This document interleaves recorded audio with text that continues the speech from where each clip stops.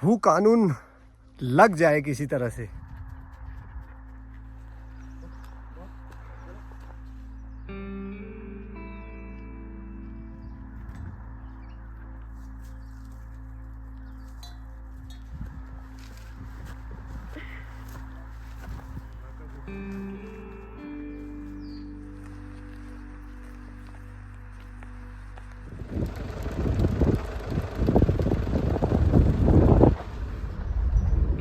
Bob, hello, on the road again.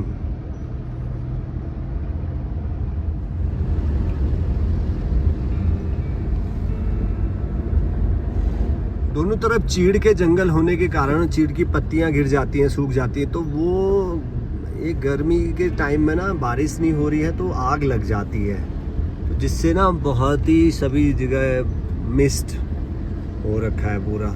Bob, क्या देख रहे हो तुम, क्या कर रहे हो हैं? इन बंजर खेतों को देख करके तुम्हें मजा आ रहा है? एक घर ये भी है पूरन। हाँ देखो, ऐसे सब छोड़ छाड़ के चले गए हैं अपनी ज़मीनों को बेच करके। पूरा 300-400 नाली ज़मीन है यहाँ पर ये, और ये सब बिक चुकी है सारे। यहाँ पूरा ये एक, मैं मतलब यहाँ से आप दूर दूर जहाँ तक आपकी नज़र पड़ेगी ना, वो उधर टापू में भी, उधर भी, सब जगह। तो ये तो एक छोटे से गांव की छोटी सी जगह की बात है। पूरे राज्य में सभी जगह पर इसी तरह के काम हुए हैं कि भाई लोगों ने ज़मीनें बेच दी सारी। तो देखिए, ये जो पुराना घर है इसका ना, ये एक बहुत ही सुंदर तरीके से बनाया गया है। देखो, पुराने लोगों ने जो उनके कारीगर थे, उनकी सोच थी, काफ़ी ब्रॉड माइंडेड थे। ये नहीं कि बहुत छोटी सी सोच है इस तरह से। अगर हम घर का आंगन भी देखेंगे तो काफ़ी करीब 20 फीट चौड़ा आंगन है। रहा घर, और घर के आगे का आंगन।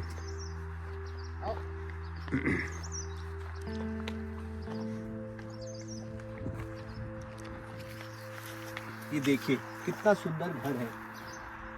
मतलब इसमें 1, 2, 3, सामने से 3 कमरे हैं। अगर इसके अंदर जाएंगे तो अंदर भी इसके 3 कमरे अंदर को हैं।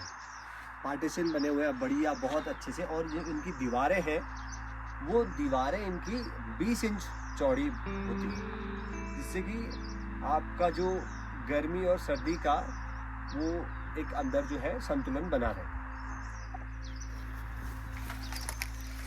घर के नीचे ही घर के गाय, भैंस, बकरी, पशुओं के रहने के लिए बनाया जाता था इस तरह से, ताकि ऊपर कमरा गर्म रहे और गाय भैंसे भी सेफ रहे, घर के नज़दीक रहें, क्योंकि जानवरों का खतरा होता था इस तरह से।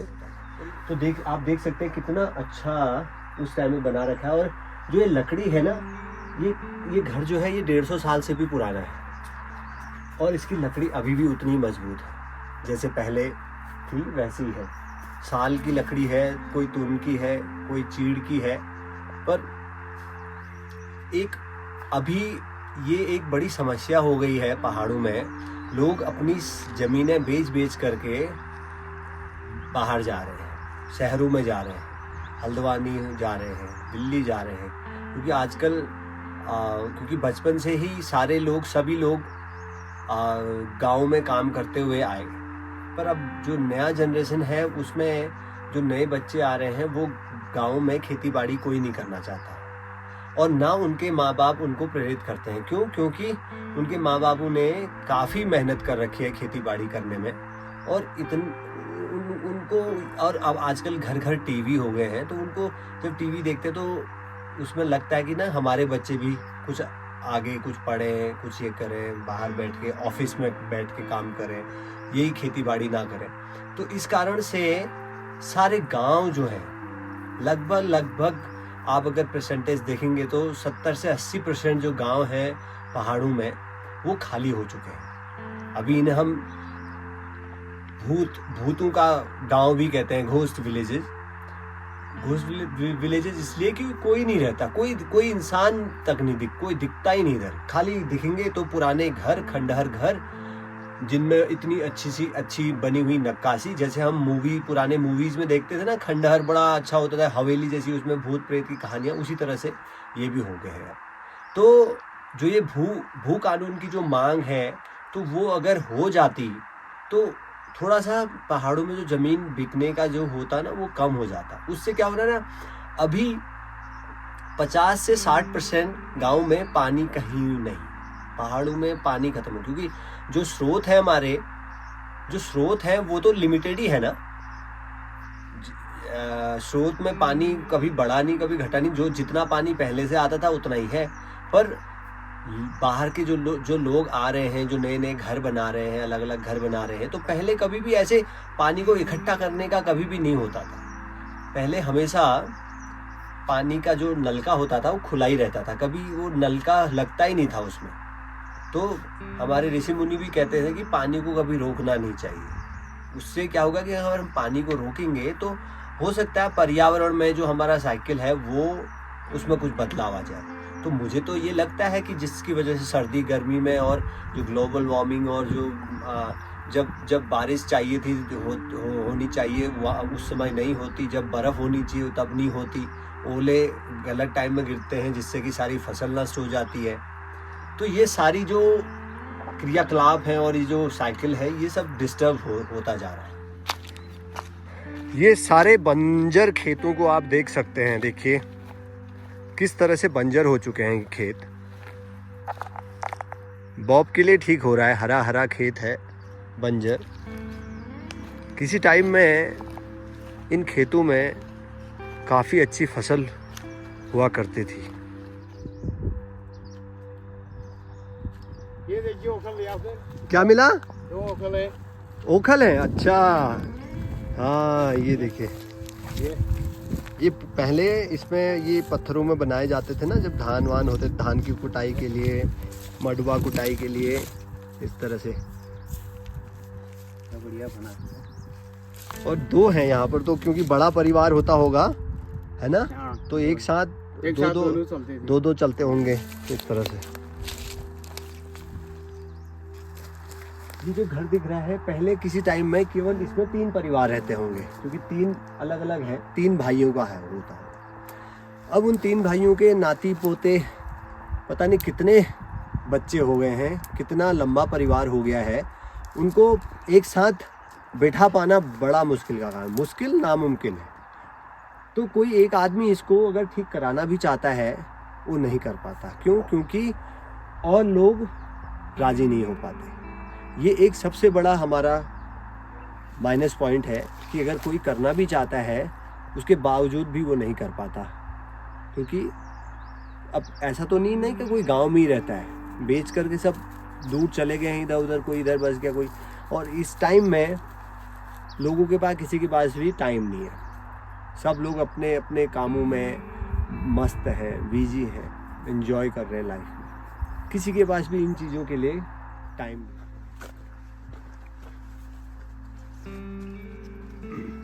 ये नीचे का पेड़ है, कोई बुजुर्ग होगा ये जमाना पुराना। कौन सा वाला पेड़? नीचे ये बड़ा।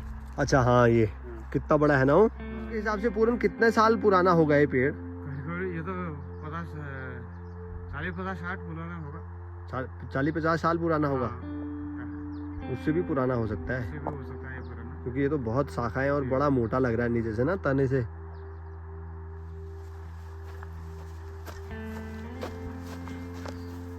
चलो डर लग रहा है बाघ का। पूरन क्या हाल है? हाँ बढ़िया सर, ठीक है सर। हाँ हाँ। पूरन, जब आप इधर आए थे प्यूड़ा इस एरिया में, तो ये आप कब आए थे? तो सर मुझे यहाँ पे आए हुए 12-15 साल हो गया है। अच्छा। तो यहाँ पे खेती करते थे पहले के लोग। हाँ। मादेरा, मडुआ। अच्छा, जो सारे बंजर खेत दिख रहे हैं सामने आपको, जी जी, ये जो हमें जो सारे खेत दिख रहे हैं ये, तो इन सब में क्या पहले खेती बाड़ी होती थी क्या? खेती बाड़ी करते थे सर, होती थी। इसमें मादेरा होता था, मडुआ होता था। हाँ। इसमें सब खेती होती थी इसपे। तो और ये आप 10-1 साल ही हो रखे हैं, कह रहे हो? 10 ही साल हुआ इसको बंजर छोड़ा हुआ। हाँ। अब ये जरा जानवर भी आ गए हैं, जानवर की वजह से भी मतलब कम खेती बाड़ी होती है, तो इसी वजह से जरा अब कम कर दिए हैं लोग बाग यहाँ से। अब निकल गए हैं, बाहर को जा रहे हैं, तो यहाँ छोड़ के चले जा रहे हैं। क्या तो क्या होता इसीलिए- था पूरन इधर? जे क्या क्या होता था? यहाँ मडुआ होता था, हाँ। मादरा होता था, यहाँ पे आलू भी उगाते थे? आलू कम बेचते थे। हाँ। होता था अपनी सब्जी खाने के लिए, आलू, धनिया, हल्दी, अदरक, ये चीज बोते थे। और चावल? चावल तो धान होता था, धान कूट के बनाते थे। धान होते हाँ, थे, धान हाँ। रोपते थे, हाँ। तो वो बनाते थे। अब 10 ही साल हो गया मतलब इसको छोड़ा हुआ। क्या पूरन आपके वहाँ भी, जैसे आप तो इधर के नहीं है, आप नेपाल से हैं, पर आपको इधर बहुत साल हो चुके हैं, जी। तो क्या आपके वहाँ गांव में भी ऐसे बंजर खेत बहुत जगह है क्या? अभी इतने तो नहीं है सर, वो कम है हमारे पास। तो अभी मक्का बोते हैं, गेहूँ बोते हैं, हाँ। मडुआ बोते हैं, गेहूँ बोते हैं। अभी तो हमारे वहाँ तो खेती चलता है आजकल। अब हमारा गेहूँ का कटिंग का चल रहा है। अब जब गेहूँ कट जाएंगे उसके बाद फिर मक्का लगाना शुरू करेंगे हमारा। आपको अंदर का दिखाता हूँ, गिरेगा तो नहीं कुछ?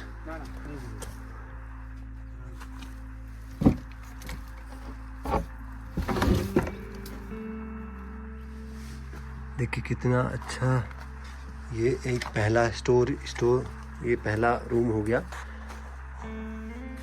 इस तरह से। छोटी सी अलमीरा हो गई,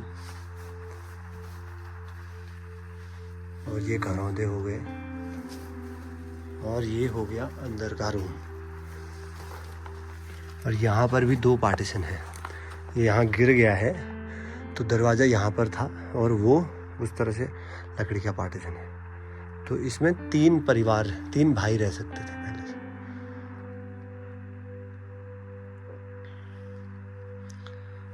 वो सामने जब मैं पिछली बार आया था तो वहाँ पर अंगीठी थी एक बहुत अच्छी, फायरप्लेस, बहुत सुंदर। अब ये सब देख करके बस आँखों में आँख नम हो जाती हैं उनकी।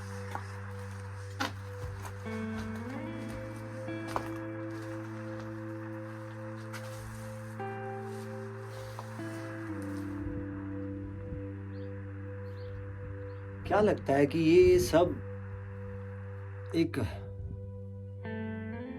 कुदरत का करिश्मा है या क्या है, कि ये सब जो चीज बनी उसको एक दिन खत्म तो होना ही है? तो क्या ये भी वही है कि जब साइकिल चलती है तो जो जन्मा उसको तो उसकी मृत्यु निश्चित है।